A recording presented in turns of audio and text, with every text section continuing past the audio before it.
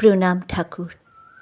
ঠাকুর শ্রীরামকৃষ্ণ ভাবাবিষ্ট হইয়া মায়ের সহিত কথা কইতেছেন।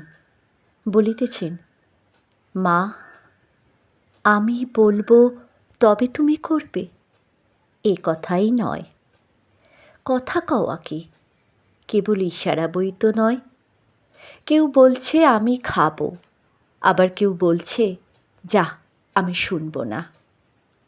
আচ্ছা মা, যদি না বলতাম আমি খাবো, তাহলে কি যেমন খিদে তেমনই খিদে থাকতো না? তোমাকে বললেই তুমি শুনবে আর ভিতরটা শুধু ব্যাকুল হলে তুমি শুনবে না, তা কখনো হতে পারে? তুমি যা আছো তাই আছো, তবে বলি কেন, প্রার্থনা করি কেন? ও, যেমন করাও তেমনই করি।